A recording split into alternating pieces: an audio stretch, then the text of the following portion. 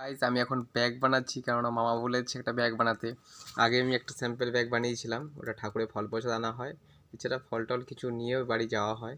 ওটা আমার হ্যান্ডমেড আছে, পুরো হাতে সেলাই আছে, দেখতেই পাচ্ছ। এটা হাতে সেলাই এবড়ো খেবড়ো।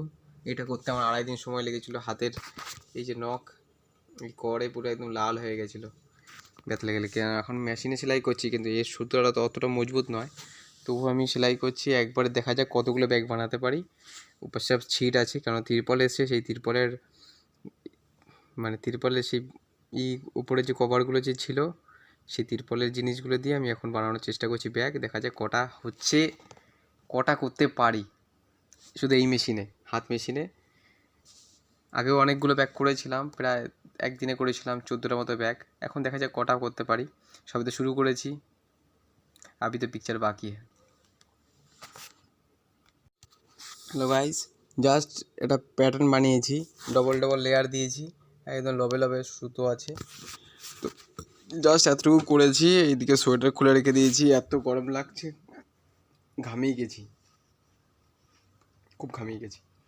এদিকে এটাও খুলে রেখে দিয়েছি, প্রচণ্ড গরম লাগছে। এবার দেখি কতটা টাইম লাগে।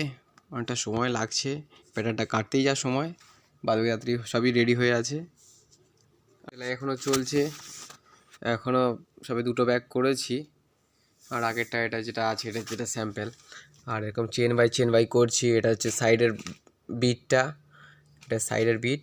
এখনও আরও 3টে হবে, তো কাজ চলছে, সময় লাগছে। এখন অনেক সব ব্যাগ কমপ্লিট করে ফেলেছি, জাস্ট লেজ লাগানো বাকি। লেজ তৈরি করে রেখেছি, এখন একটু খেতে যাব, খেয়ে এসে তারপরে করবো। এখন প্রায় রাত 11:30 বাজে। এই আমি সব কাজ কিছু করেছি। 5টা ব্যাগ আছে এখানে, 1 2 3 4 আর এই 5, আর ওটা আগেরটা, ওটা হাতে তৈরি। এগুলো সব মেশিনের দ্বারাই করবো এখন। ওই সোয়েটার ইসে রেখে গেছি, সবই এখানে ঠিকঠাক আছে।